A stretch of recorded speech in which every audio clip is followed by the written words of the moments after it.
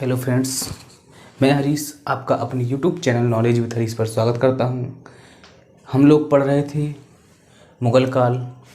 मुग़ल काल में हम लोग बाबर को पढ़ चुके, उसके बाद हुमायूं को पढ़ चुके, हुमायूं के बाद अकबर को पढ़ चुके, अकबर के बाद हम पढ़ रहे हैं अब अकबर का पुत्र था वो था जहांगीर।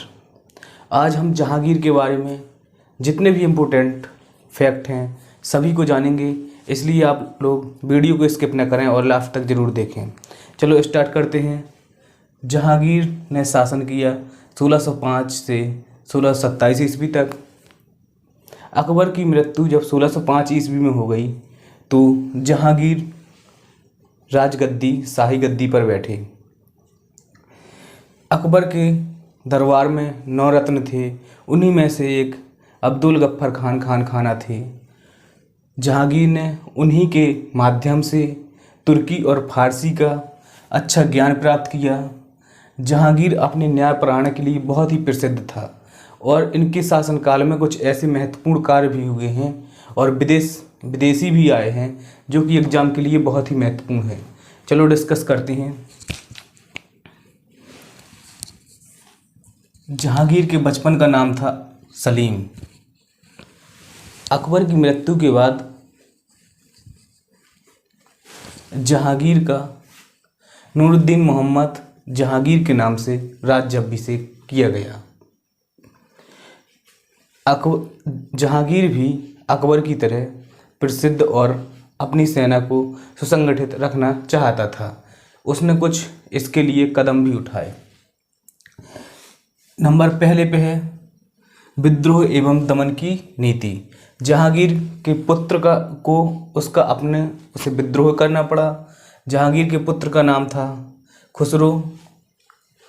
सबसे पहले मेवाड़ में खुसरो ने जहांगीर का विरोध किया तो जहांगीर ने इसे आगरा के किले में नज़रबंद करवा दिया।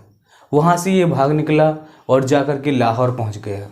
वहाँ लाहौर में खुसरो की मुलाकात सिखों के 5वें गुरु अर्जुन देव से हुई और उन्होंने उनसे आर्थिक सहायता मांगी। गुरु अर्जुन देव ने खुसरो की आर्थिक सहायता कर दी।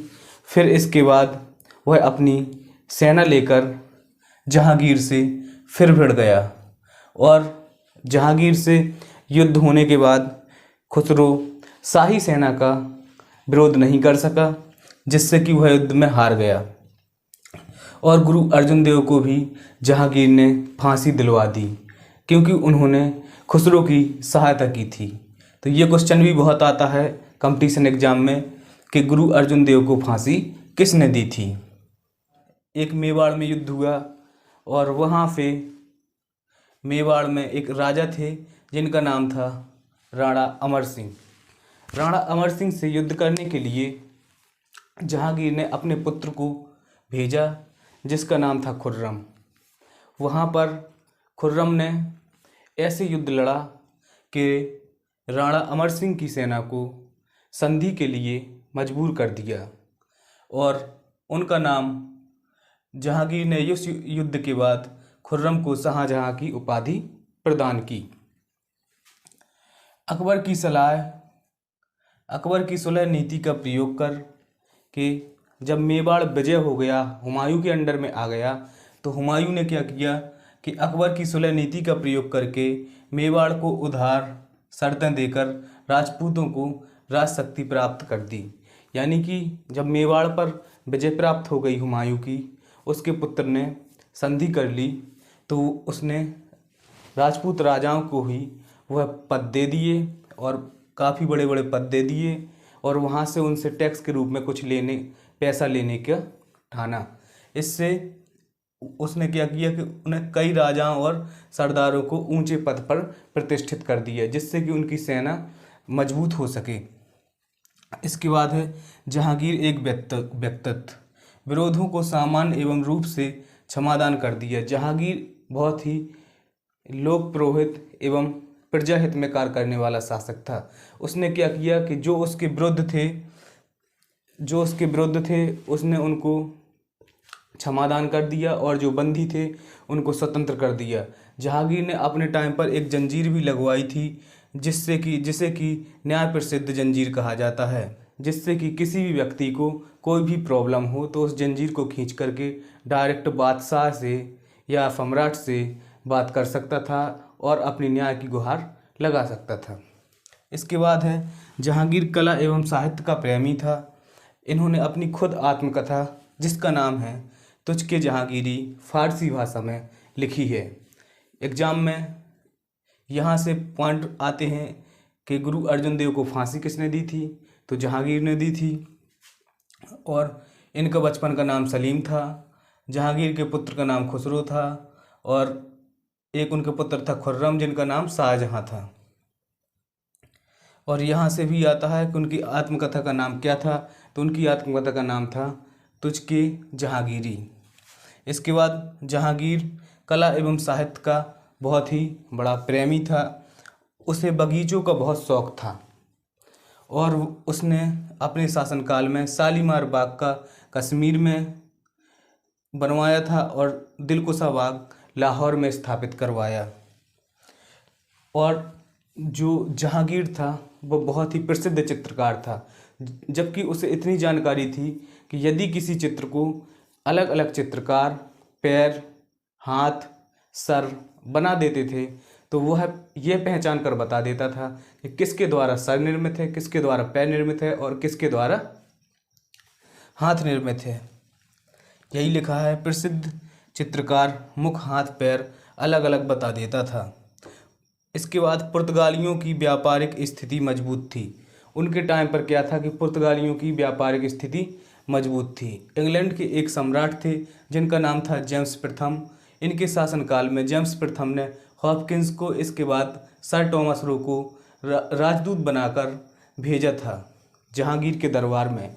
और जहांगीर ने इनको भारत में व्यापार करने के लिए इजाज़त दे दी और यहीं से अंग्रेजी शासन की स्थापना का प्रथम चरण स्टार्ट हो गया।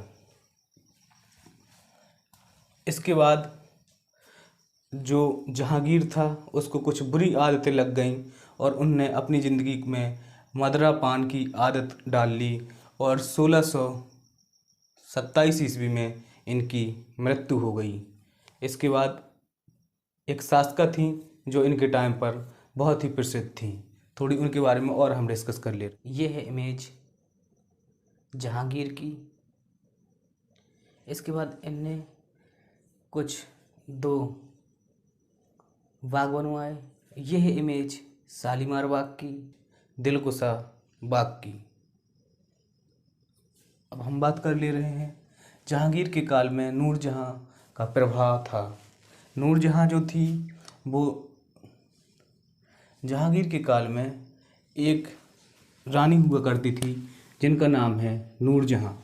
नूरजहां का प्रभाव, नूरजहां का नाम था मेरुन्निसा और इनके पिता का नाम था गयास बेग तेहरान।